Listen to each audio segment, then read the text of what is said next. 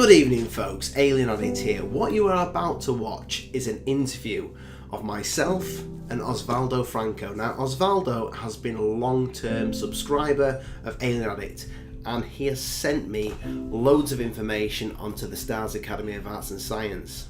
He told me about the Tic Tac UFO before it was even released. He knew about the Adam Project, and he is also claiming that something is going to happen in March. I won't spoil it for you because you'll see what he's about to say. Now, also what I didn't realise before I actually met the guy is that he has had experiences with UFOs before, up close and personal. Ladies and gents, Osvaldo Franco. So, it's been a long time coming. Osvaldo Franco on Alien Addict. I have been looking forward to this interview for quite a while now, mate. First of all, tell us a little bit about yourself and what got you into ufology. Gosh, well, my name is Osvaldo Franco. I'm a ufologist. I live in New York City, born and raised. At around the age of 7, I was involved with my family in the Hudson Valley sightings, which were the big UFO sighting wave, like for years and years and years. People don't talk about it very much anymore. But there were thousands of witnesses. This was like, of course, I think over 3 or 4 years in and around the Hudson Valley area, which is right next to Manhattan, which is where I'm from. And yes, UFOs do come into the city, and yes, we do see them. Basically, I was born space mad. I was always into space and science and technology, and since forever. And I'm going to say you don't look old. I was around 7. 7. So that's how early you were into this, from 7 years old. Yeah. Well, I was always into space and science and technology. Wanted to be an astronaut. The whole, I haven't found a type of space I don't like, basically. Basically, we were walking across. We live in a tenement building that are attached. There are 2 of them, and they're at the top of a hill. And my mother's disabled, and it was easier for her to. We live on the 4th floor. It's a 5-story building, so we would walk up to the roof, cross over on the roof to the next building, and then go down another floor. And there would be like tenants meetings and things like that, and like people would vote on. It's like a cooperative type thing. Yeah. Well, we would do this regularly, like at least once a month. And one evening, we were walking across the roof, and there's this weird, strange, pulsing sound, like woom, woom, woom, like really deep, woom, woom. And I start thinking to myself, I remember being a little boy and thinking to myself, what is that? And then our neighbor who was with us said, what is that?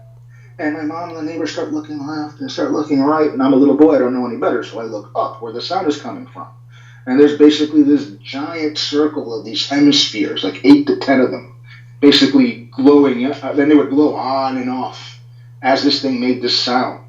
And they were like basically attached to they were in a circular formation, and they were attached to something huge. Wow. And we were under this thing for maybe 2 or 3 minutes while this thing just pulsed away.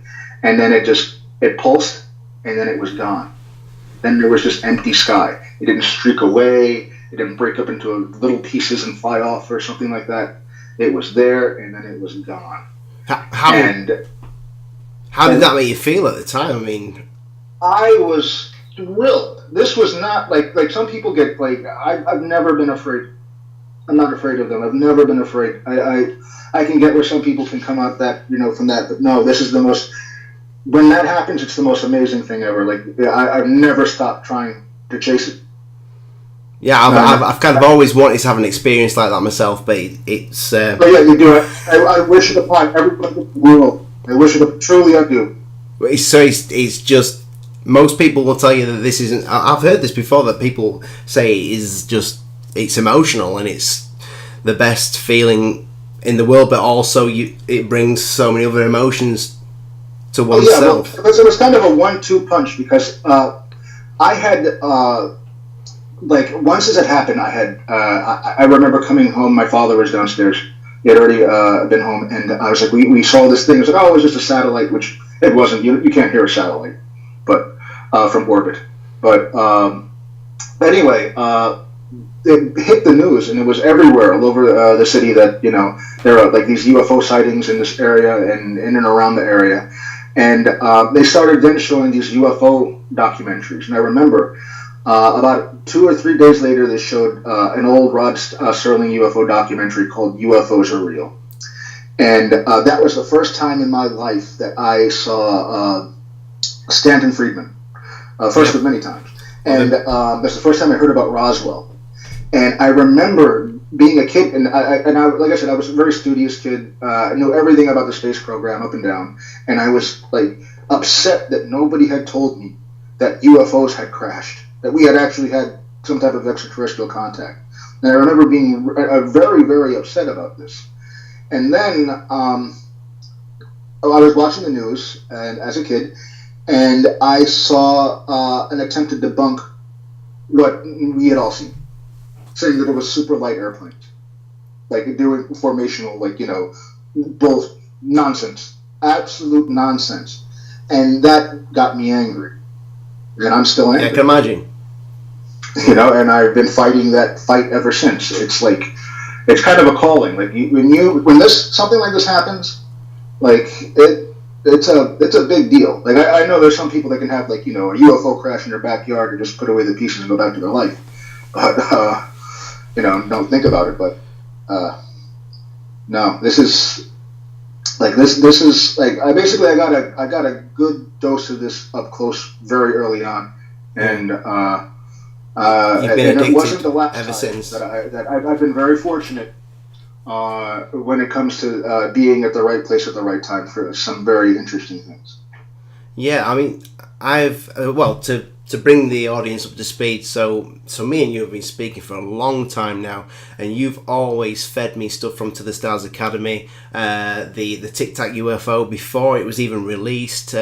So the reason why I wanted you to come on is just to tell the guys why you have so much faith in To the Stars Academy and what you see in this company. All right. Well, why do I have faith in To the Stars Academy?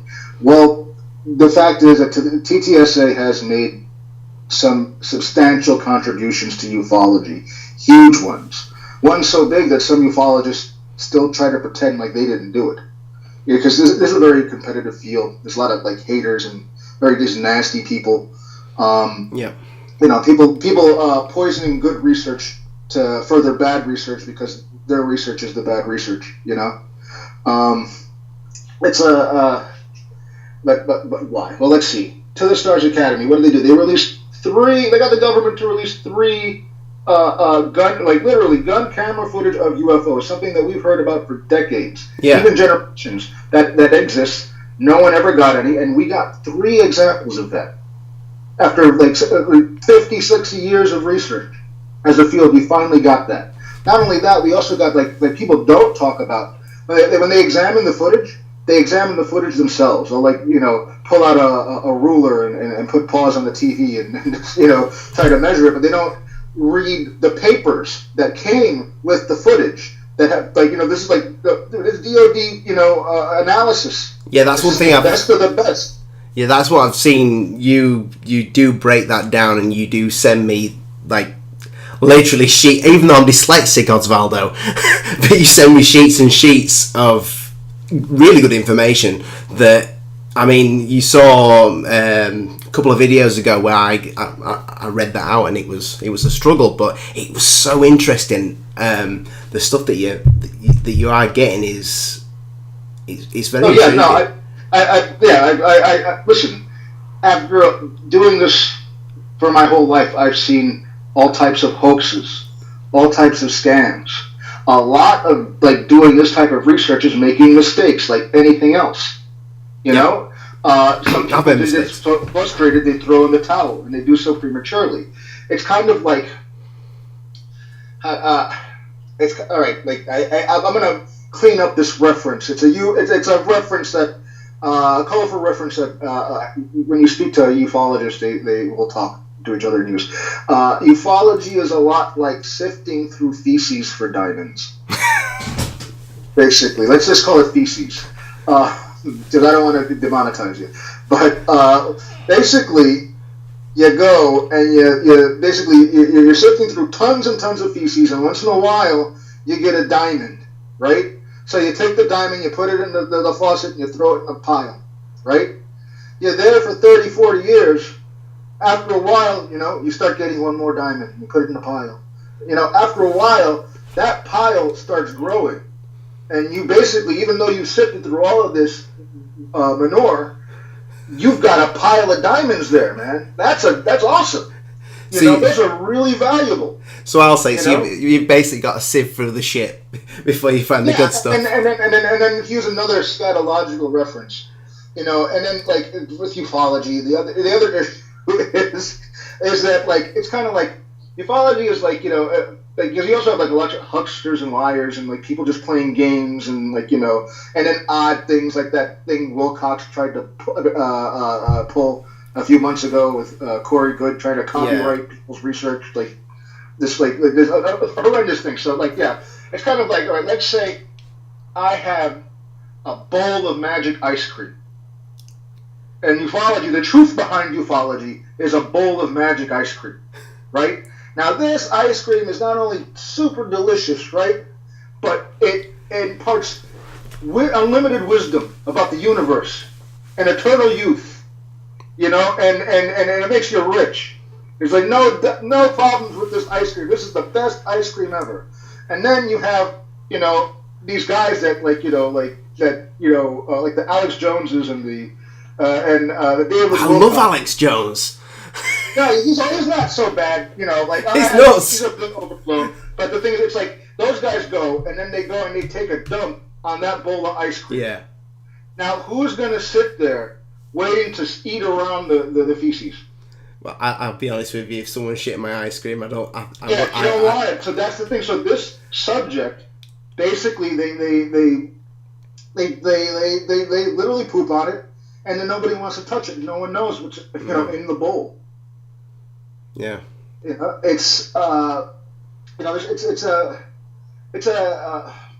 lot of problems with ufology, but it looks like we're making huge progress. It's like, and I do believe it is because of, like, the military is involved in this. I do believe that the military is basically giving this up to the private sector. It is deliberately done. These things aren't being done. This isn't happening because we're all like necessarily great researchers. Most of this stuff is classified.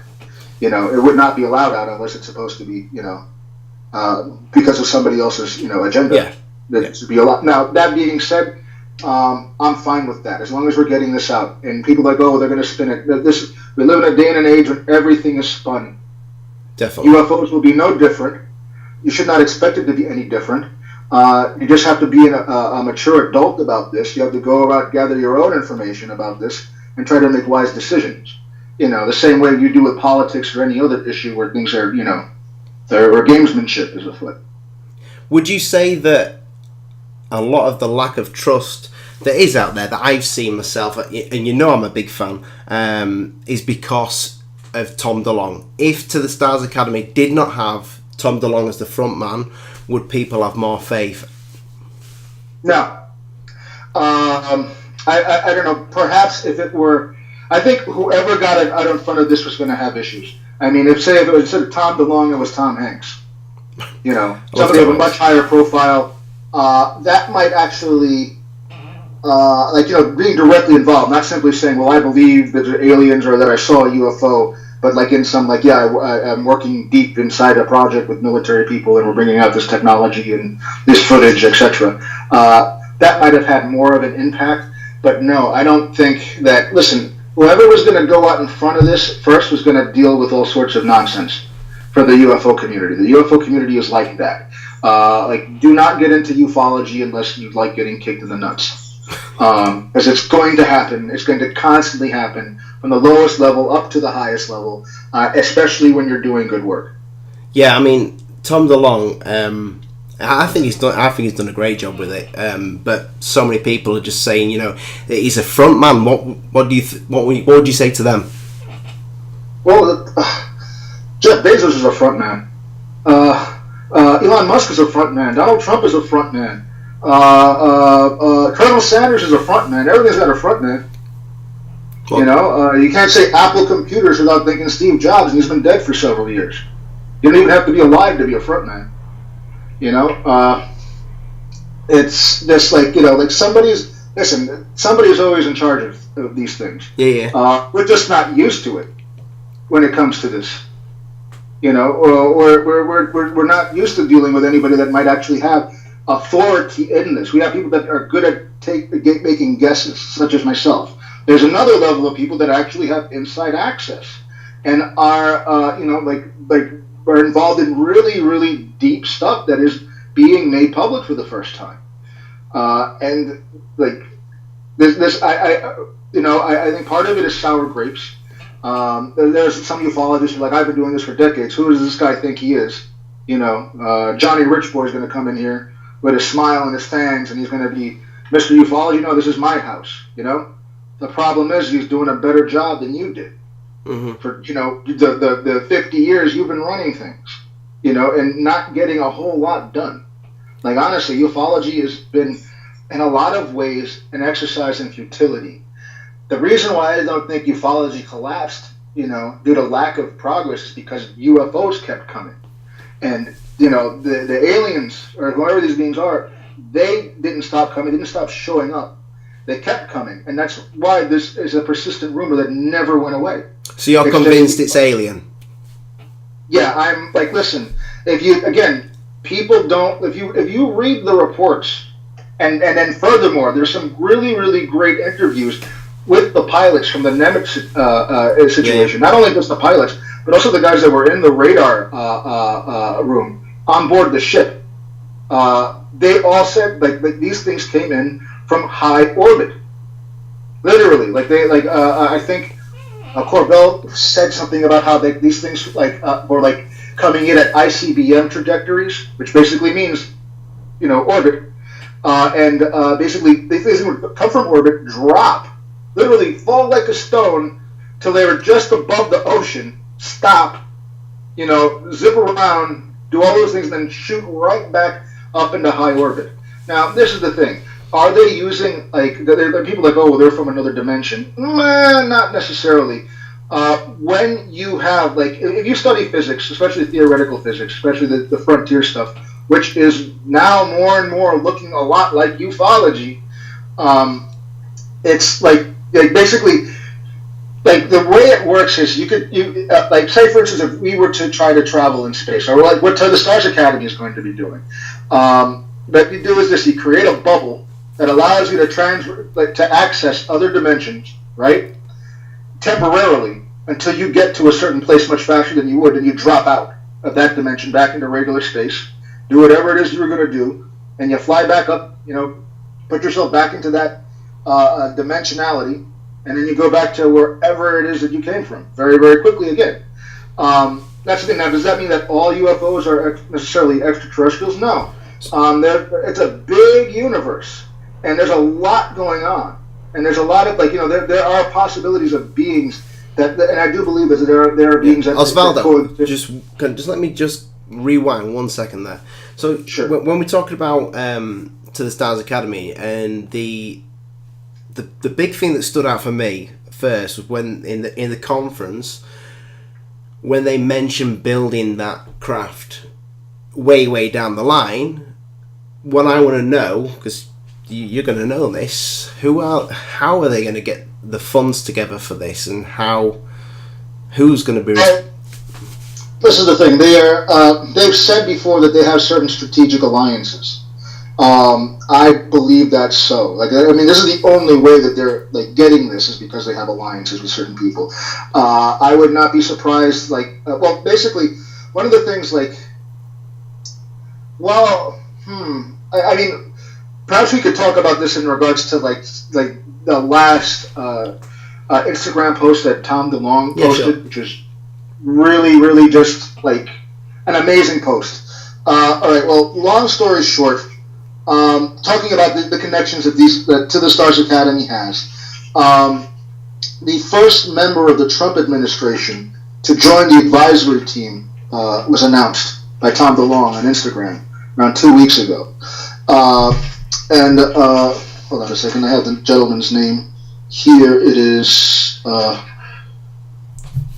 pardon me, excuse me, Chris Herndon, who was basically in charge of communications for the White House. Basically all classified communications, anything coming in or out of the White House, this guy was in charge of.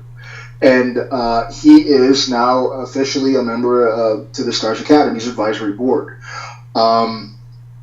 This is an extraordinary thing. This means that their connections didn't end with, because it looks like this was being prepped for Hillary, and then Donald got elected, and there was some concern whether or not this would affect the this project, and apparently no, it hasn't affected it, and in a negative way as of yet. Who knows? But so DeLonge posted that, and in the same posting, he was talking about how there had been critical breakthroughs with the Atom Project.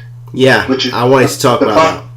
Yeah, which is basically their attempt to retrieve bits and pieces of wreckage. And apparently he said that there's been a major breakthrough with that. He didn't say what it was, but that's coming. And, so it is wreckage. It is you believe it's definitely wreckage and not just asteroid rock or whatever. No, I mean, I'm using the term wreckage just because, that's the term we've always used. Perhaps I should use artifacts because, some of these. Well, this is the thing. Hal Puthoff insinuated that some of these things might have been knocked off of UFOs, in attempts to shoot them down. Okay. Other things might have just been left, as samples of something, and others might have been. Still, from what we would consider a former crash, a disc sticking out the ground,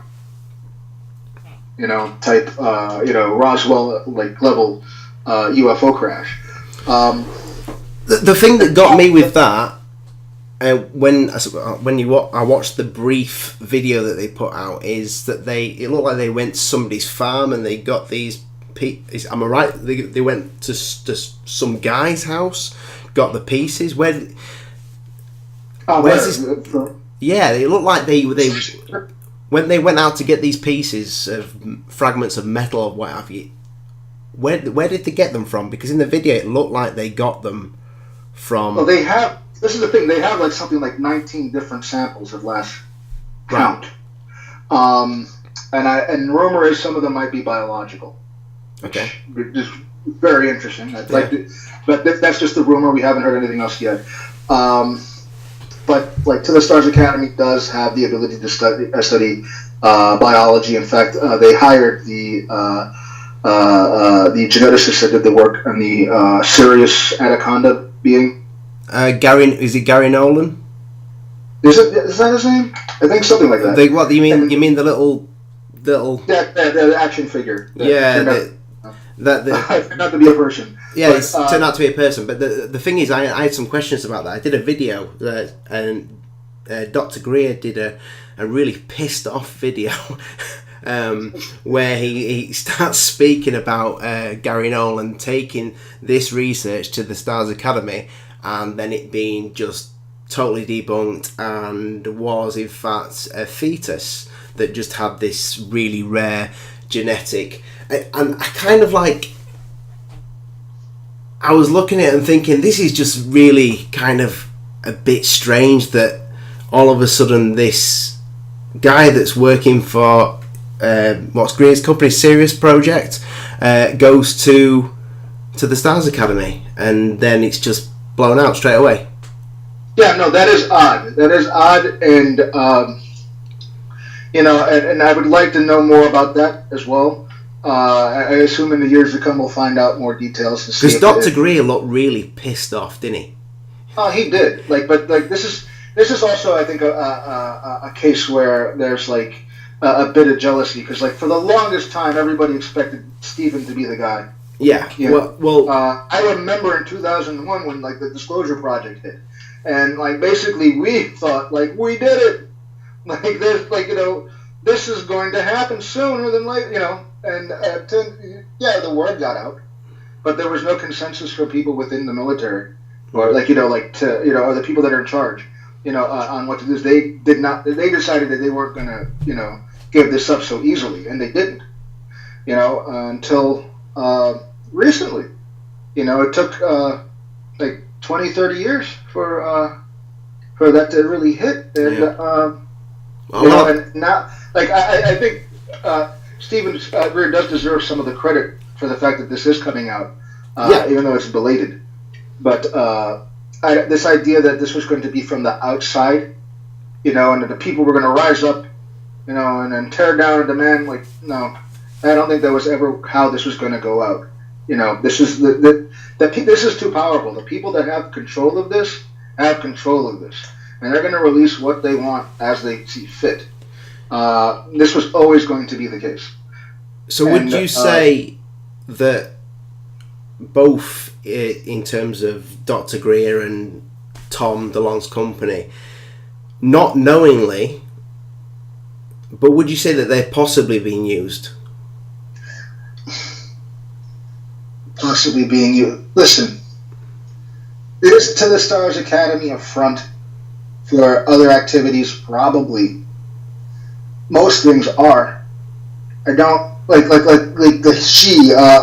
the government is using somebody to get something done, but they don't want you to know it's them. Like that's basically almost everything. That's like, that's why you have McDonald's on submarines. That's why you have it's everything. Like that's why they're attached. They have McDonald's on submarines. Did I hear that right? Yes, true. Yeah, you can. Yeah, at least in America. I don't know if British Nate has them. Might be a Burger King for you guys. No, we got McDonald's, but just no submarines. Yeah, well, whatever. The point is, everything is run by people that have agreements to have agendas. Yeah. It's like that something is going to be like this. This idea that there's going to be no agendas to any that's childish nonsense. It's not how anything works. I mean, like, we have an agenda to talk about UFOs. Definitely. And we've conspired together, and we're doing it. And this is the same, as above, so below, just at a much, much bigger level, about much bigger things. That's the thing. The hemming and hawing from the people that don't like the Stars Academy are a bunch of childish people that want their wishes to be fulfilled. These are people that are upset that they didn't ascend, a few years ago, back when that was supposed to happen. I remember I was very unpopular because I kept telling people, I will see you, like, you're not descending. Next year I'll see you again at the same UFO meeting, and you'll still be here. And sure enough, not one left. Nobody ascended. Everybody was still here. There's a lot of for some reason, this field attracts the smartest people and the craziest people. Oh, definitely. At the same time, it's like it was talking about David Wilcock before as well. Pardon? I said we were talking about David Wilcock before as well. Yeah, this is there's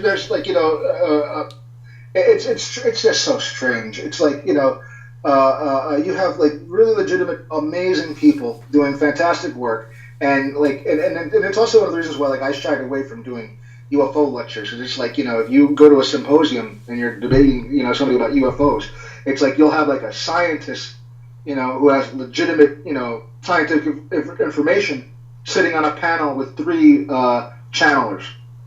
Yeah. And none of them are telling the truth. None of the channelers, that is. And it gets embarrassing. I remember once, a few years back, do you remember the Roswell slides? Yep. All right, and... are you talking about Skinny Bob?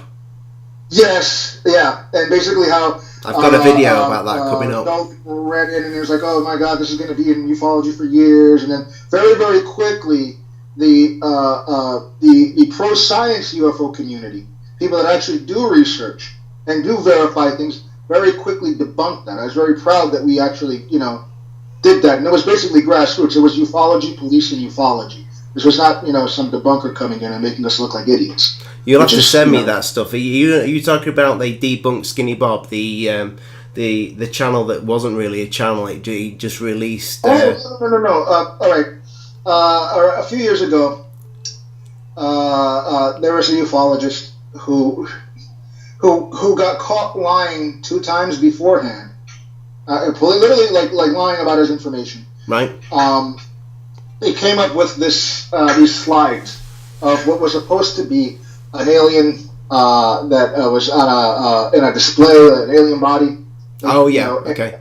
And it turns out it was a mummy from South America, and like you could actually see the place card that was inverted. Like if you just blew up the thing, nobody did that at first, so they just ran with this. That this was this woman with used to work for the military. She was an old lady, and these people had found these slides in her possession when she had died in her attic, and they were convinced that they were UFO extraterrestrials, and it wasn't. But the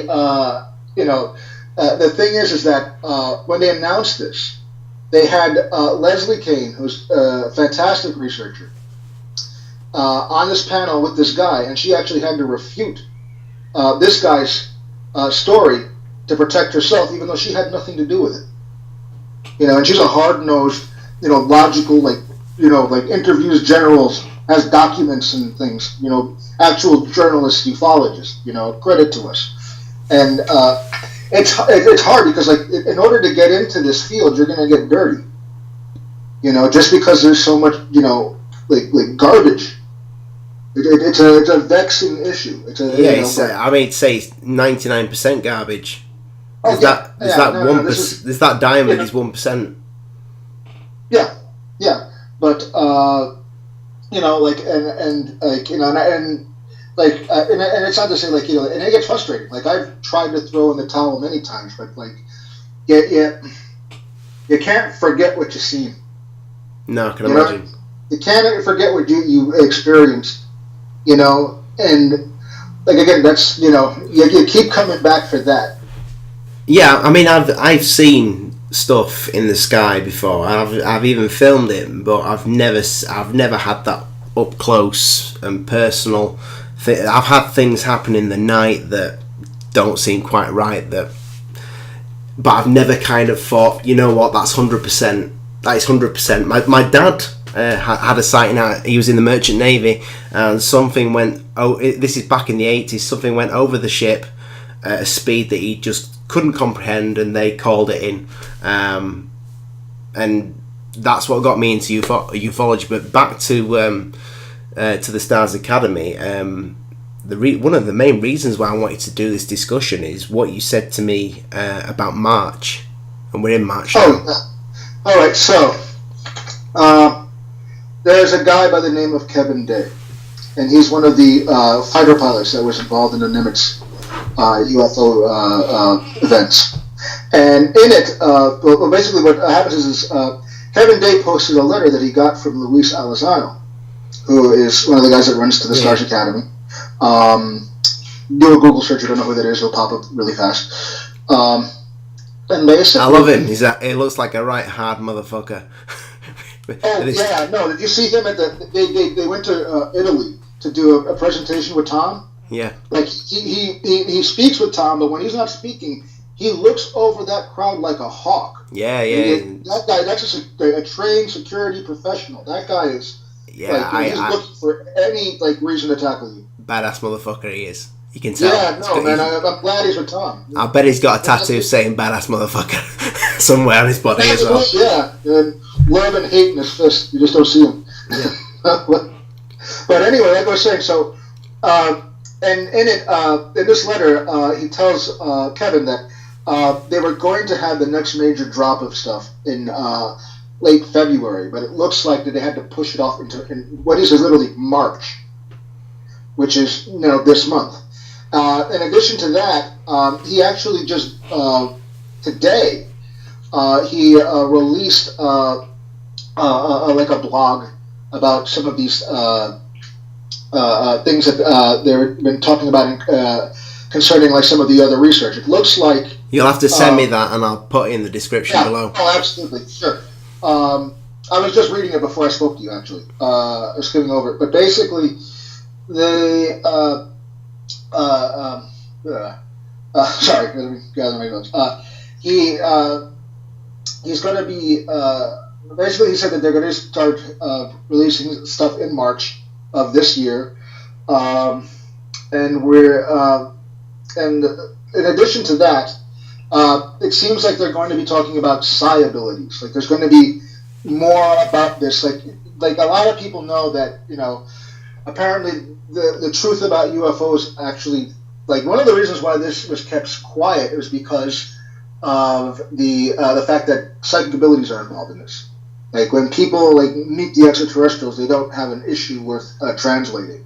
It's not the arrival. You don't need a mathematician and a linguist. You just need to have a brain, and then basically these beings actually project thoughts into your head. What, you can project them back? Pardon? Can we project them back? They can read what we're thinking. I don't know if we can actually project to them. I don't know if we have I don't think we have the cranial capacity to do that. If you look at them, what they tend to look like and what we tend to look like, our heads are kind of small. But well, that's what they are, how they're portrayed. Yeah, but apparently that's a pretty accurate portrayal. There's differences in them, but that could be ethnic, practically, or a different group of some moved to the planet on the left and 10,000 years ago, and now they look like this, but still similar. So you are. That is what you would say. This is what they look like. They definitely the big eyes. The big eyes. Well, some of them. There are others that don't look like that. There's some fantastic cases that are verifiable, where there are beings that don't look like that but show up. But for some reason, it seems like these guys are either they're more involved with us or they are more readily available to be involved with us. You know what I'm saying? For some reason they're there. Who knows? Dude, they could be the cops. They could be the authorities that are in charge here. They show up when the U.S. government has done something. You guys we issue you a citation. You're not supposed to be using that way. They come in and they do their thing, or there's some type of environmental issue or something. They have to go in and clean up a mess. And then, it just so happens that I happened to be on the roof at the time when that happened, and maybe I got lucky. Yeah, that's kind of, it's funny you should say that they could be the cops and the police things and what have you. This is when I was going back to the Adam Project. I'm thinking if I was in control of an alien fleet or whatever. I was the manager that said, right, go down to Earth and bring back samples, blah, blah, blah. Okay, listen, boss, we've crashed one of our ships. Surely there must be some sort of device that could get all these pieces that, if you're that advanced, you wouldn't leave the evidence. That's what that's... Well, there are stories of reverse crash retrievals where, in fact, that's one of the reasons why they say our teams go in so quickly. Is because they do eventually go after these things. They try to get them back. Okay, do you think we're taking them down?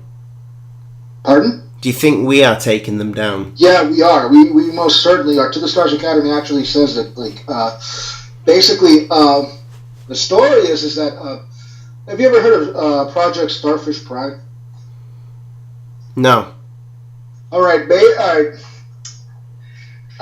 Basically, in the 50s, 60s, we were dropping nuclear. Well, not dropping. We were launching nuclear weapons into space. Oh yeah. Because this is what all the flat Earth theories say, that we were trying to break the dome. No. That's not what happened, dude. Honestly, all the other planets are round. Why not this one? Everything else is round. It's kind of common sense. Round like your head. But yeah, do you see that's a type of foolishness, and then you see that, you will find flat Earth. There'll be a flat Earth contingency at most UFO conventions, which is just I just hate it. It's just we are not the same. As my good friend Gordon Hamilton would say, just ask them about meteorites. Yeah, exactly. No, that's pieces of the chandelier falling down. Yeah. Do you know, I'm not a flat Earth massive hater. I believe everybody's got a right to their own beliefs. You know what I mean? It's just, to me, it's not for me. Sorry. Yeah, that's just religion, you know, and that's going to be a really, really hard position to hold when, you know, like people start going back to the moon soon, and you know, going to Mars soon, you know, and finding out that there are aliens here soon. You know, there's a lot of very interesting things that are going to happen regarding space, seemingly one on top of the other.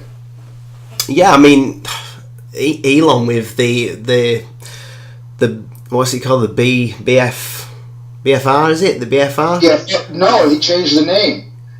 Do you know what he changed the name of the BFR to? What's he changed it to? Starship. Oh, that's got a ring to it. I like it. No, but wait, there's more. Elon changed the name to Starship, and this is, you can check his Twitter feed.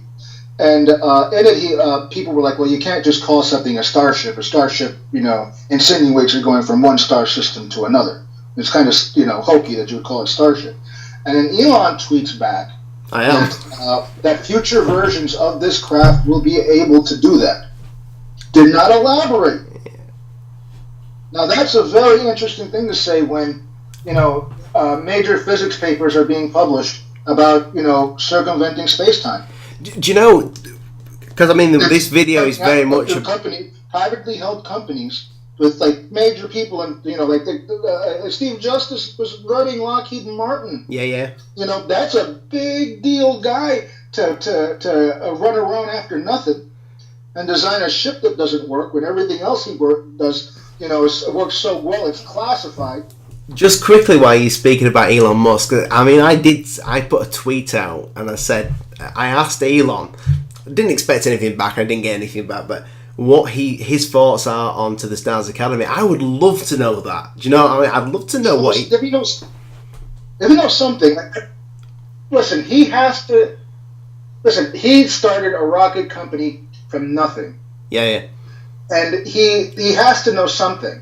And do you remember a few years ago when one of his rockets blew up on the pad, and there was this thing that whizzed by, and people were saying there was a possibility that they're saying, oh, it was a UFO, and the UFO, like, you know. They said it was like a drone that took it out, like alien and drone. Elon said that's a possibility, and they weren't discounting anything.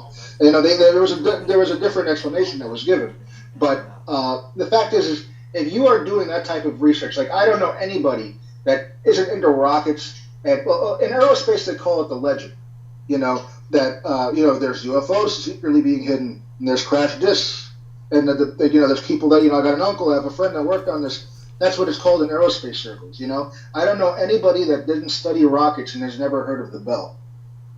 Yeah. You know, I have not ever heard of any. You know, they probably don't believe in it, or in my I studied physics in college, and I was very, very open about ufology. And that opened me up to a lot of ridicule publicly.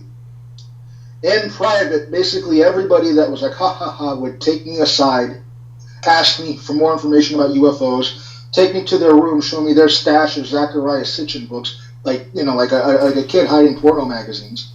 You know, please don't tell me. Been there, done that. Yeah, you know, and it's like you know, still do it. They would all ask me, you know, just don't tell anybody, and I you know, like I don't violate people's trust, but it's like, if only the guy you were attacking me with knew that you believed, and only if you knew that he believes too. Yeah. You know, but people were so afraid, especially in this field, in hard science, and that has done a lot of damage. In fact, that's probably the fact that they poisoned scientists against this. Like even Bob Lazar says his first thought when he walked into S4 was, "Oh, these are ours." Do you believe Bob Lazar? Yeah, like so, you know. None of that. Bob Lazar says when he first met John Lear, whose dad invented the Lear jet and was in charge of the Lear Jet Corporation. You know, and John Lear himself was an SR-71 pilot. You know, Lazar felt bad for him when they first met because he believed in UFOs. You know. And then what's the next thing that Lazar finds out? Oh, these aren't ours. You know, you're not here to help us build this. You're here to tear it apart so we can figure out how it works. Yeah, the question I've always had there is, kind of like how it never explains much of how they got in the craft. Was the door already open? Did it have mechanisms or anything like that? Well, let's talk about that. There is, all right, the door is closed. They found out how to open the door. He said basically there's a part where you put your hand on the saucer and there's like a hexagon shaped piece just disappears. And then there's a second then another hexagon piece disappears. It happens very quickly. And the thing basically collapses into a hole. Yeah. Oh, a bit like the Flight of the Navigator door, where it just molds. Sort of. No, it didn't. It didn't. That was an interesting movie. I loved that movie. That was one of my favourite films as a kid. Yeah. Should be a much bigger film. I don't know why it was. I don't know. But I'm still waiting for the sequel. Yeah. No, and then they're just going to remake it and butcher it. Oh yeah, no, they were. That's a great, especially when the shit hits the fan with this. This would be that'd be a great property to hold for Disney. But but yeah, basically it's like it wasn't liquid. It's basically this. It's like I guess receding hexagons. Basically, it's like very quickly there's a hexagon shaped hole, and then another one next to it, and another one, and they all collapse until they make a bigger, geometric, area so that you can like slide yourself in. And that's how he would get into the saucer. And then he also examined the smaller compartments. Which is, speaking of which, there's one thing that I like. Corbell's documentary was okay. I'm deep into this. I know a lot about it. I bought it. I thought I'm going to give the man his. No, the things that he says are true. The problem is that there's a lot of stuff that Bob used to talk about that is not even touched upon in that documentary, such as like the hexagon, doors. Well, this is it. Like that. This is what I said in a video about that. I'll leave it in the description. The documentary was brilliant, but it was kind of like a rehash of just old information. Do you know what I mean? What hardcore?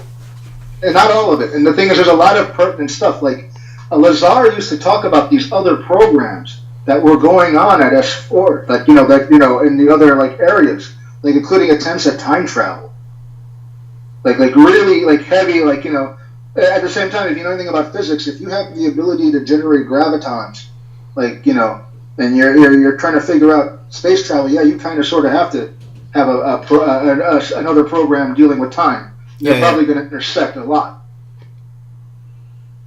Yeah, I mean, what is it with time travel? You can go back. It's been proven you can go back. But you cannot go forward.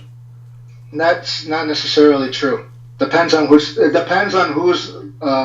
theory of space-time is true. I know Superman can go forward, but yes, but you have to travel around the sun very, very fast, and there's corroborating evidence of that in Star Trek 4.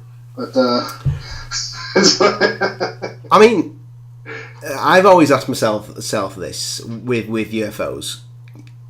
Could it be time? Could they be doing something with time? Because people, I'm not really into this conspiracy at all. But people always talk about, you see these Mandela effect channels and this, that, and the other, and things. Yeah, there's a Mandela effect. Stop drinking. Stop drinking. Get help for your drinking problem. Honestly, I swear to God. Mandela effect. No. That's for idiots. Listen. That's for idiots. Okay, that's one thing you don't have a right to an opinion about. No, there's some crazy shit with that, but the Darth Vader bit and the Luke bit, that's how I remember it. That's But I'm not a Mandela. No. Things happened. They did. Yeah. But yeah, in terms of if these things can go this fast, can they go back in time? Probably. Honestly, there's in ufology there's missing time, and things like that. Yeah. And I've often wondered if in some cases, some people say, oh well, I must have been abducted. Perhaps not. Maybe you were in some type of spatial temporal distortion. Maybe because of the drive mechanism of the ship, time, went by much slower or much faster for you, depending. Not to say that you weren't abducted. There's also people that they do get abducted and they have missing time because they went someplace. It's like from probably one of my favourite films. Have you seen Interstellar? Oh yeah, of course. When they're on that planet and they an hour is like 10 years exactly. Or whatever. Very, very, very, very similar to that, but not to the extreme. You're not missing like 30 years. You're missing 30 minits. Would that even be possible on a planet? Is that even possible for a planet to have a different time? If I get it, well, the thing is that planet was those planets were very, very near to a singularity, and somehow they were still stable. So if you're that close to a black hole, you're going to have like odd, temporal things amongst other things. I'm sure. Oh yeah, because that was a made black hole, wasn't it? That black hole had been created for them to find another. When you start messing with gravity, you start having some type of ability to control gravity. You start messing with space and time. Very, very, very quickly, and I mean that from like current verifiable experimentation that is occurring with these new breakthroughs that are based on metamaterials, which is the crux of To the Stars Academy's technology. All of these things are coming together at the same time, and like it's just something is up and it's going to happen soon. Something is up. It's going to happen soon, and it's going to happen, I believe, this year. And hopefully, within the next few weeks, we're going to have quite a bit more to discuss. What are you expecting in the next couple of weeks? Well, okay. More to the point, what do you want? Well, all right. They said, well, who knows what's going to come out, but they say that they're going to be dropping the Log and these other guys are going to be talking more about these breakthroughs that they've made with Adam and this engineering of the space-time metric, which is basically using metamaterials to travel faster than light. They are going to be releasing also, they said, 5 UFO videos that are going to be of unparalleled quality. Like these are going to be remember the 3 that were released before? Yeah. These are supposed to be much better than those. Much better than those, and some of them won't be using like FLIR technology. It's not going to be like thermal resonance images. It's going to be up close, regular visual spectrum, what you would see if you were sitting in a jet and a UFO pulled up right by you. Okay, so it's not going to be from the gimbal. It's going to be just it's going to be like in your face. That's what it looks like when you see it with your eyes. And the other rumor is that some of the footage is old. Some of the footage is very old, and it's going to be from an incident a series of incidents that occurred in Brazil back in the 70s, where basically the Brazilian government got a lot of stuff, up close video UFO film footage, up close, like they're saying when you see this, you're not going to be able to doubt what you're seeing. You might not know what it is, but it's going to clearly be there, and it's clearly going to be a machine.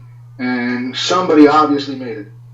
Yeah, this is the thing, and this is why I want people to have trust into the Stars Academy, because people, when they just see a video, so when this stuff just gets released, any video that's out now that someone puts a lot of money into CGI wise and then puts a load of filters over it to make it look old can make something that is CGI look real. I'm not saying that this is what the Stars Academy are doing at all. I'm just saying people need to be on board. There's chain of custody.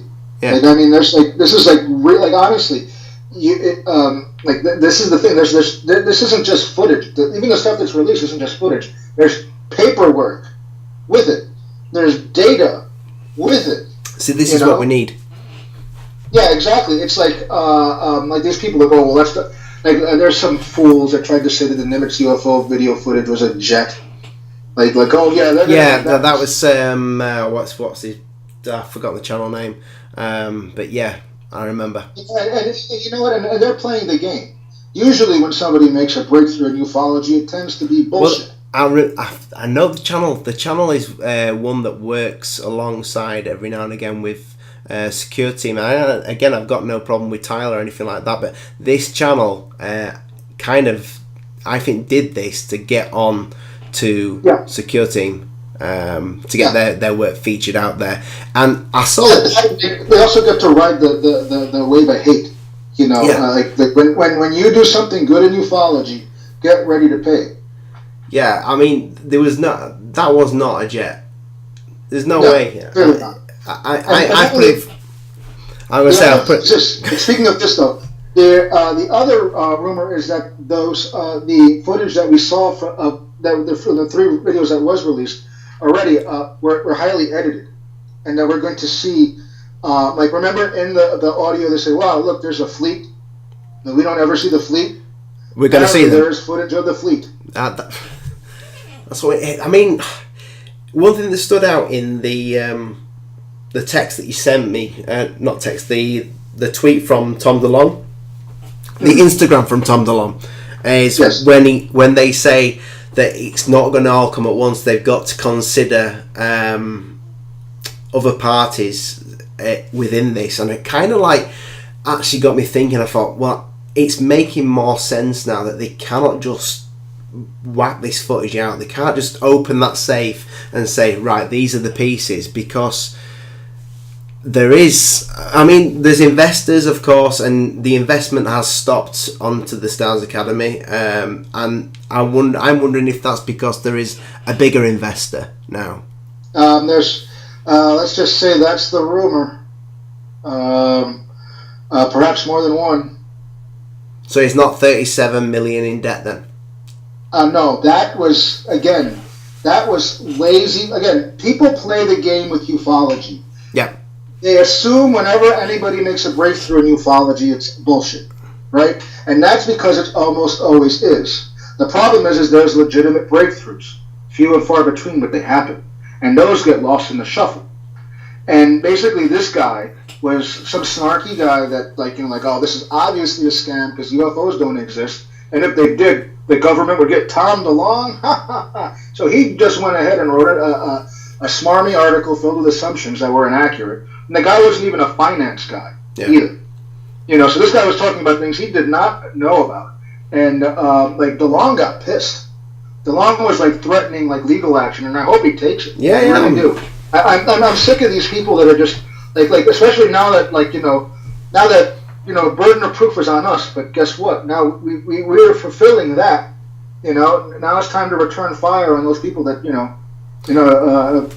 this is it. I mean, if everybody debunks every diamond that's in the shit, then we'll never find one of these diamonds. Yeah, exactly. Or I'm using your phrase here. No, yes, exactly. They try to tell you, well, you don't have any diamonds. Then you show them a pile of diamonds. Those aren't diamonds. Those are cubic zirconias. Yeah. Right, and you go show them, no, man, these are diamonds. You hand them to him. He cuts glass. He refuses to believe in it. Right. He says, I'm going to take these diamonds back for analysis. You let him have the diamonds, and he sends you back cubic zirconias, and then insists that they're all fake.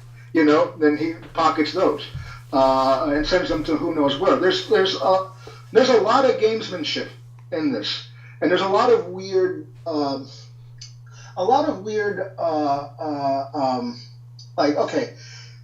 There's a story that's coming back into ufology now. Most people don't know this too.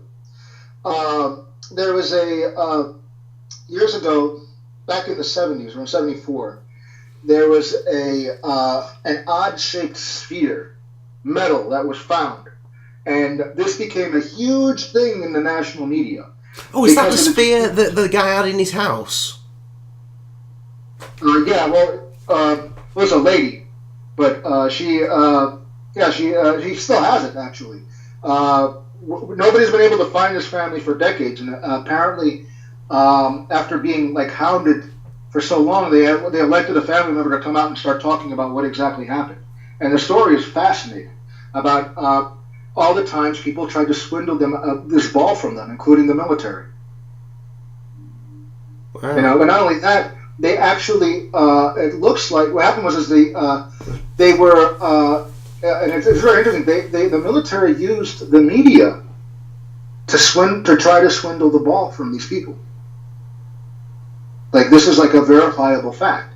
They used a very well-known newspaper, a tabloid, but they literally swiped this thing temporarily, and they had to threaten legal action, and they got it back. But, did they get the right ball back, though? That's the question. No, the thing is, it was altered. By the time that they got the thing back, it had been altered. And how would they know? How would they? Oh yes, well they don't know what happened, but it was given back to them by the Navy. Okay, and the owner of the ball says, "Hang about, you've fucked about this ball. It's not the same. It doesn't weigh the same." Yeah, and then this is 1974. They told the lady to go away. I'm surprised she got it back. You know, give me my ball back. This was a smart lady. She had like documentation and things like that. Like they played some really like they're like, what contract? Like when they had a contract, like you can't do this, you can't do that. You can examine it. And it's very interesting. J. Allen Hynek was directly involved in this. J. Allen Hynek was a principal player in that whole affair. In fact, I wonder if they're going to do an episode of Blue Book on that. I'd love to see that. Yeah. But have you been watching that? Yeah, more or less. I don't like. I'm too close to this. Like. One of my least favorite shows is the X-Files. I hate X-Files. I hate Fox Mulder. I hate Scully. Oh, you can't hate Scully. She's fit. I hate their faces. The look of these people. I don't go see movies that they're in that aren't about this. Right. It's just like. It was just like I said, I don't like my ufology mixed in with my ufology. Osvaldo is hardcore. You don't fuck about with ufology. Yes, exactly. Like, dude, I don't care. All right, even if there are reptile people living in the sewer, and they're not from another planet, I don't care. You know? Do you know? I've said to myself, I'm gonna stop swearing on Alien on it, but sometimes it just pops out. It just pops out. Yeah, I know what you mean. It's been a while since I've seen anything good sci-fi wise, why I was quite excited when, and everybody said, "Oh well, we're not interested in that." To the Stars Academy doing stuff with entertainment. I really am. I'm really interested for them to do like a film or whatever, or a TV series, and just get it right for once. That would be. Well, To the Stars Academy is about to announce 3 more shows. Yeah, that's what I want. Like, amongst other things, there's a lot of stuff coming out of To the Stars Academy. We're going to go from not a whole lot to a whole lot very shortly. And then I just want to see like an Instagram post of Tom DeLonge like that. You saw the last one; he's blowing kisses. Yeah. And he literally said, "And you thought I quit my band to go just chase some flying saucers?" Yeah. And he said, "You don't know that I'm in the captain's chair of the biggest thing that's ever going to happen." Yeah. And he's right. And God bless him. Did you watch Travis Barker on Joe Rogan talk about him? And he's like, why would he leave a band when he's making so much money in a very successful band? No, the best part is in the Joe Rogan interview, Tom DeLonge very clumsily explains how the metamaterials produce the space effect. When he puts up the triangle craft, the CGI. No. He says like he says something that sounds odd. Like, say you take one single electron and you stretch it over a charged plate, and it sounds ridiculous. But the thing is, and I sent you the paper that was published in Journal Nature. That's basically what they're doing.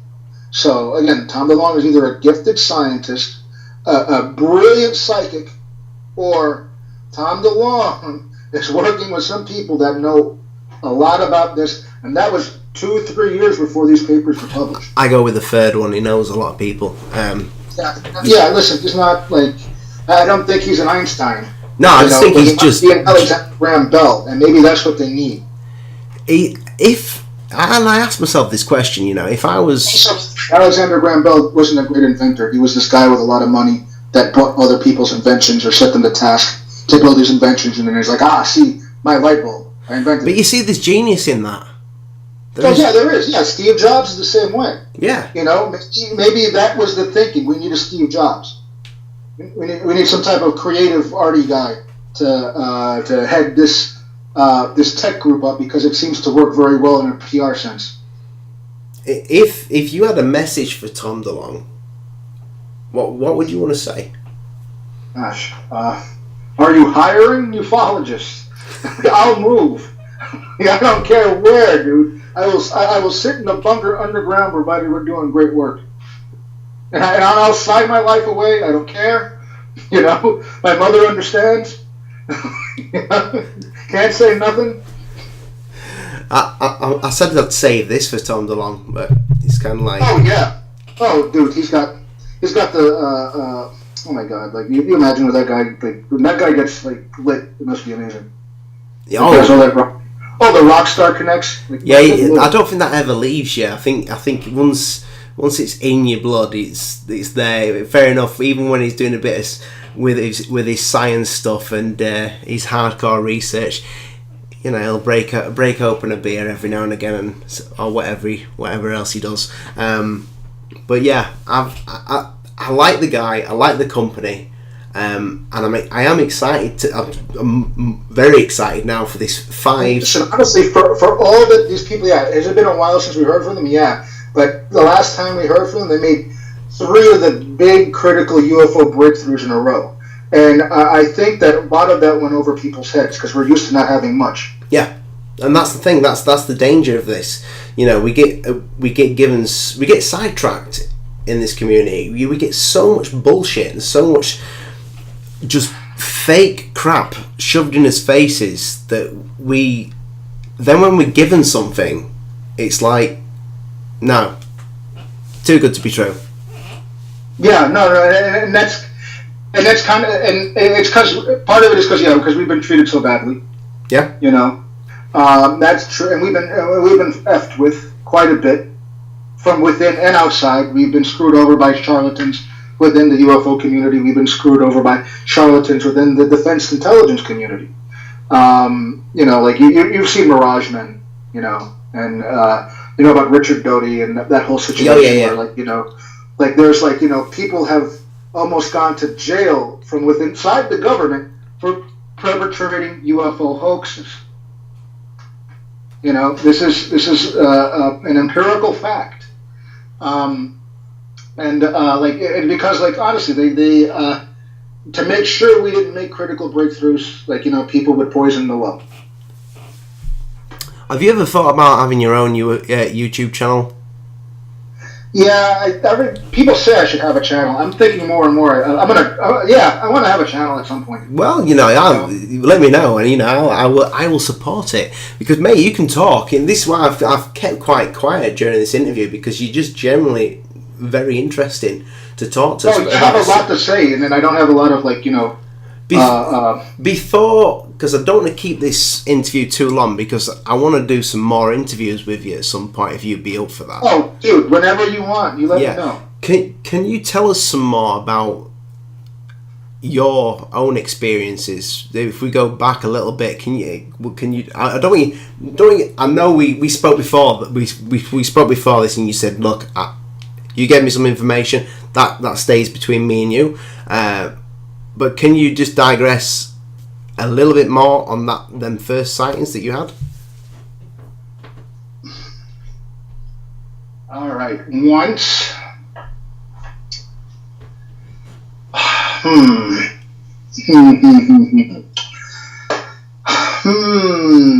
Damn it. Okay. How do I put... All right. Once we saw, I seen a silver disc, like, basically come next to a building, stop, like, turn back around, and then shoot off. And it was silver, and there was, like, some type of indentation in it. Is this when you when you were a child? No, this was maybe 10 years ago. Shit. Yeah, like I said, I live near and around the Hudson Valley area. I think that we live near some type of, I'll say conservatively, some type of base. It could be a dimensional portal, which is also one of the things that is going to be discussed. Is that apparently there are dimensional portals, like things like like when ATIP was studying a Skinwalker Ranch, it wasn't because they were looking for poltergeists. They were looking for basically holes in space time, and apparently they found a few of them. This is going to be This sounds crazy.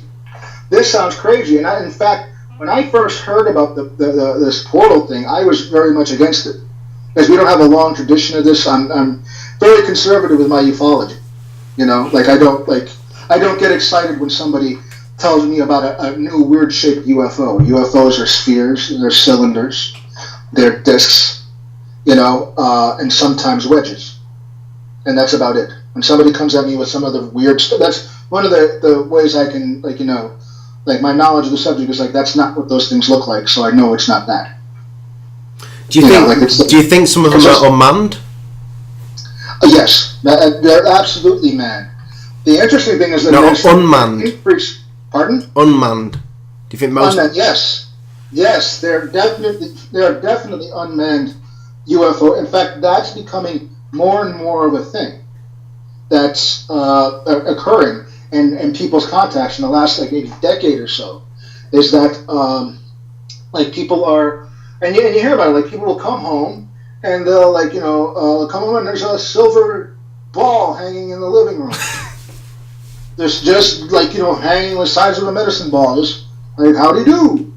And it's there, and then they go. They're like UFOs. Listen, they're there to do what they're there to do. If they have business with you, you'll find out. If they don't have business with you, you'll never know. That's and yeah, they have drones. In fact, I would say that our drone program probably came off of their drone program. Yeah, we probably picked the idea and some of the tech. Do you others, but do you believe in so I'm going to say the word, but UFO summerers? These Dr. Greer, he takes people out to the beach and then enough. I believe that in some cases, I think some people are closer to this than others. So you think there's some sort of spiritual? I don't see. That's the thing. I don't like the term spiritual. When people use spiritual, it's in place of science. When this is all science, right? Even psychic abilities exist. It's still science. Like remote viewing is the best thing about remote viewing is it took a lot of these weird hocus pocus ideas, and then replaced them with science terms, without attaching religious ideas or concepts or deityism to them. You know what I'm saying? I don't like psychics. I like remote viewers, and even then, I take a grain of salt with all of that. I believe that there are some people that are closer to this than others. I believe that there are people that have abilities to do certain things, including contact extraterrestrials, to greater or lesser extent, depending on that person and their abilities to do so. It's kind of it's like playing basketball. You could take somebody and have them play basketball every day for 30 years, from childhood on, and the guy grows up to be 5'8", and he's playing basketball. He's getting really, really good at at playing the game. He's really functioning. He's fantastic. And then you take a teenager who's 14, but he's 6'5", and you have him play basketball for 3 years every day. And then you put them, against each other. That kid's gonna dominate. Yeah. That shorter, older guy with much more experience. Why? Because that kid has a natural aptitude for that. I believe that and this is not just a belief. There's more stuff coming. Apparently, there are ways of identifying people. There's a test, a 23andMe type thing. Yeah. I need to do this test. Yeah, they are able to, and this is coming from some very interesting sources, up to and including the Rendlesham Forest witnesses. Yeah, that was in the 1980s, wasn't it? In fact, Yeah, it was well, December 1980. Yeah. That's when I was born. Yeah. Ha! Good timing. Yeah. It was meant to be. But, I keep saying to all my subscribers that I'm gonna go, and you may have seen the video where I say I'm gonna go out to Rendlesham Forest. I'm gonna do it. I just need. It's so hard with work and 2 kids and a wife that beats the shit out of me. But yeah, I'm gonna get myself out there. But yeah, I would love to, dude. That's like awesome. Yeah, I heard it's empty. Yeah, and there's loads of. They've got a monument in the middle of the UFO, and it's full of graffiti. So I'm going to take a look. I'm going to clean it up. I'm going to clean it up. Yeah, no, that's true. See, now that's the. Yeah, we should do better. Now that's what I'm wondering. Like, what's going to happen when this comes out? I mean, is the Roswell Museum going to be like this big thing now? Like, is it going to be like, you know, they're going to get a grant from the federal government, make it look like the hidden planetarium, yeah. You know, or like, you know, or that is there, or like is Rendlesham Forest? Are they going to, you know, have an armed guard standing next to that thing and having like, you know, like the kids come in buses to the center they built over. You know, like what is are your children? You should think about that, man. Your kids are going to grow up with this not being a weird thing, but something that they could, you know, learn about in physics class. Yeah. You know, they're still very young, dude, and this is still just happening. Hey, that I look forward to. That, like, I'm jealous of your kids. Well, the thing is, you know, can you imagine this in maybe 10 years, 20 years? Can you imagine a future where they're telling our kids about aliens? Well, it's not even telling them about this. It's not even that. It's like, what happens 20 years after that is the question. Yeah, it's scary. Like, because we're looking as a society. There's going to be, I would say, maybe a decade of fallout. It's going to be like a decade of fallout. Like, you know, like weird cults will rise and fall. Like all sorts of things. People are going to question a lot of stuff. I think that this is going to have a weird cathartic. Like all right. In America, we had a situation called Watergate in the 70s. And we ended up like a president by the name of Richard Nixon was forced out of office. And after that, people like, you know, a lot of people became very, very jaded because of, you know, that and the Warren Commission report. People started realizing that they were not being told the truth about many things. And that, like, you know, they were being, you know, and that's the thing. I'm wondering if, like, Stanton Friedman says this is a cosmic Watergate. And for decades, you know, people use that. Like, in fact, it's been the title of books, Cosmic Watergate and things like that. But, like, I don't think anybody really thinks about, like, you know, the implications. Like, people were, like you know, there's a lot of civil unrest for these things, you know. There's a lot of, like, you know, there were consequences to being known that you lied about it. I mean, like honestly, first thing comes to mind is what else is a lie? Yeah. What else is not being told? Osvaldo, right. Buddy, I'm going to have to pick up my little boy from his, what they call it, nursery. But before we go, what I want you to do, when I put this video out, so I'm going to edit it all together, I want you to put your comment below. I'm going to pin it, and then anybody, this is the man, Osvaldo Franco, he knows shitloads about To the Stars Academy and other stuff. Can you do us a favour on this video and pin information so my guys can just go to it and look at the different sources that you put out on this video? So I will pin your comment. I will. I'll try to send you. It might be tomorrow because I got to work. Yeah, it's fine. I'm gonna have to edit this anyway. So, but just in the comment section, if you I'll send you a bunch of links and stuff like that. Sure, like no problems. That'd be great. I think you have most of them, but I'll send it to you. Fine. Yeah, it's just so that people can use this particular video just to look at the stuff, because I think a lot of the stuff that you get is really interesting. This is why I wanted to have you on, and I hope you'll come on again. Absolutely, man. Let me know.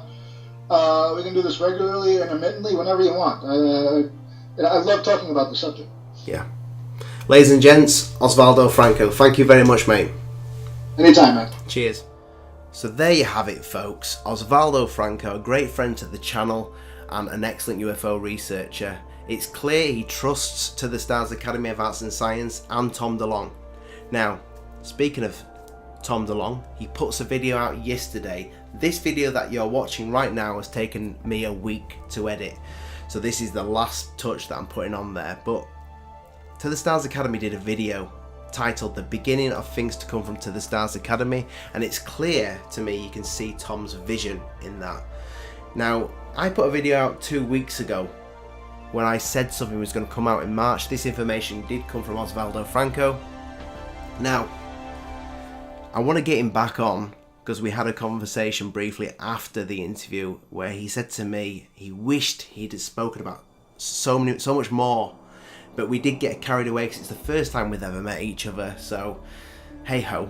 But yeah, we'll get Osvaldo back on the channel, and if there's any questions that you want him to talk about in the next video, or you want us to speak about different subjects of ufology, then bang them in the comment section. I was going to say description then, but make sure you do check out the description for all the links there. But yeah, I'm Alien Addict. Make sure you subscribe and hit that bell end. Good night, God bless, and mind the bugs don't bite.